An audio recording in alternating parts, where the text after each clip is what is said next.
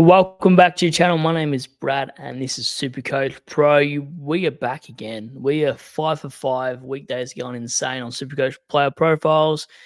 I should probably do some of the draft kids actually and do a little bit of research on those and go through them because we are getting towards that team picker sort of vibe area, and I feel like this preseason I'm going a little bit hard too early, but I think it's going to help us in the long term, especially if you don't watch these till later in the season, or I mean preseason. Sorry. So every little bit of information helps. Especially there's people I'll watch for AFL fantasy that don't have direct Supercoach scoring. It might vary a little bit, but there is some sort of players that you can have across both formats that are pretty relevant. Like that is something I've been listening at a fair bit. Same with the draft profile and the mock drafts, and where Dylan Alexander and these other guys have sort of mocked these players. It kind of gives me a bit of a general idea if I want to pick them up in Supercoach, especially when I've heard them be picked late in the draft as well, and I've heard them be named by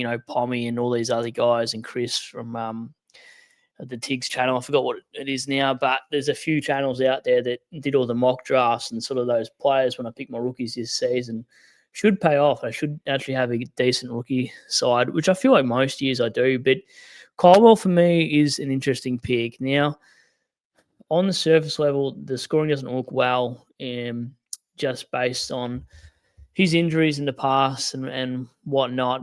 He finally sort of had it together last season. Then again, he got injured. So he's really injury prone kind of guy. So my first red flag for Caldwell is 25.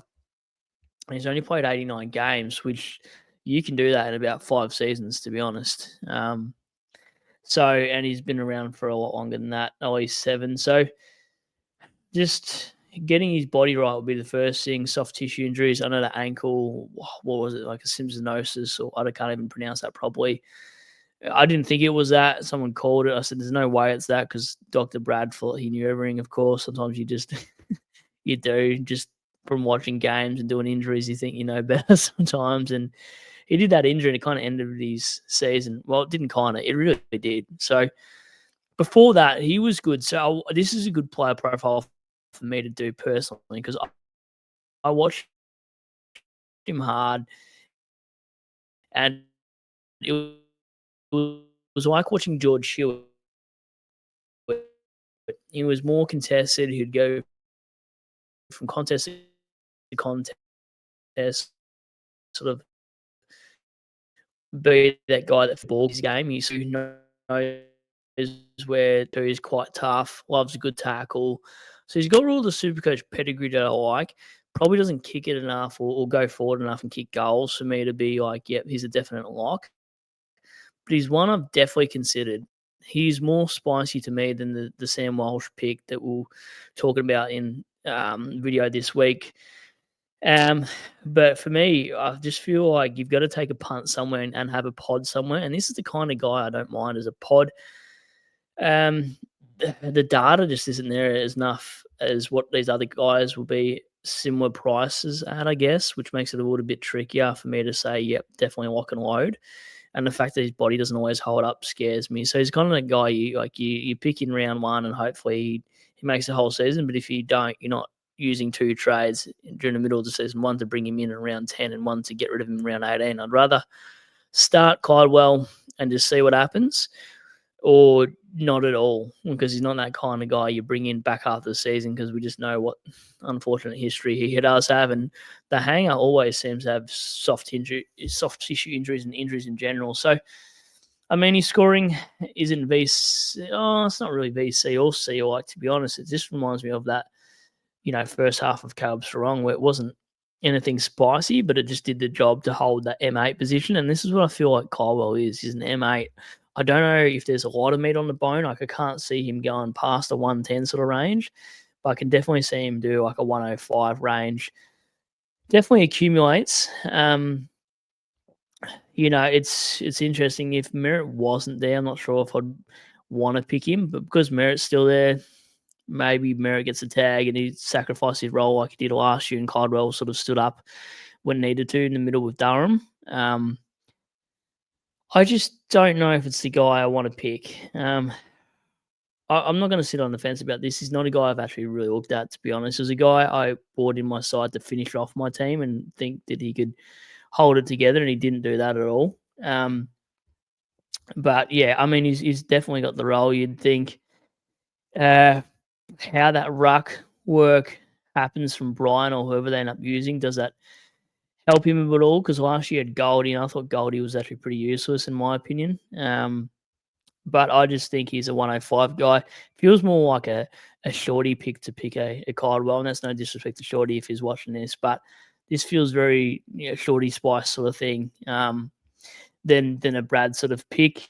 Yeah, I don't trust his body is my main takeaway for a Caldwell pick, and I just don't think he has that ceiling yet from memory. Like I'd like to see it, and that's what would make me sort of go, all right, if he can put a season where he goes 105 to 110, then I'll have a look at him the year after. But we've got nothing to put any data on apart from this in the last season in 2024. So that was a nice. Is there any ceiling games in that? Yeah, not 120 plus, at least 5 times a season for him to be a valid shout.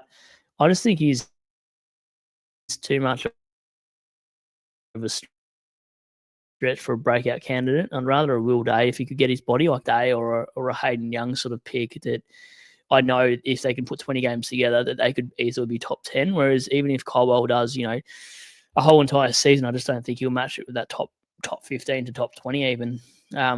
Just feels like a bit of a wasted pick.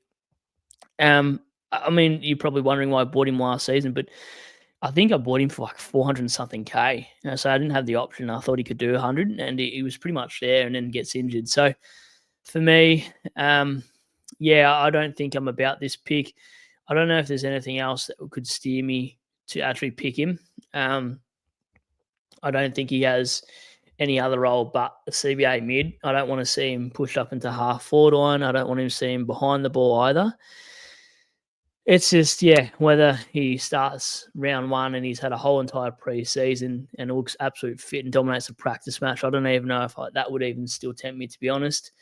So, yeah, I'm just going to say no to Caldwell. Not to say if you're an Essendon fan and you think he's going to have a breakout year that you shouldn't do it, because you guys know your players that you barrack for better than what I will.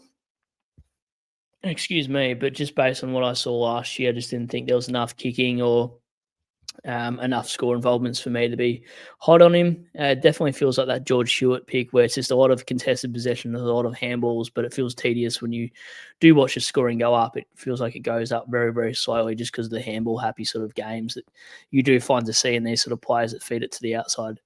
So again, thanks for watching. I've absolutely spammed you guys this week, so sub if you haven't to the channel already, because we're actually smashing out content this pre-season more than we ever have. So thanks for watching. Give us a like as per usual. Catch you on the next one. Cheers.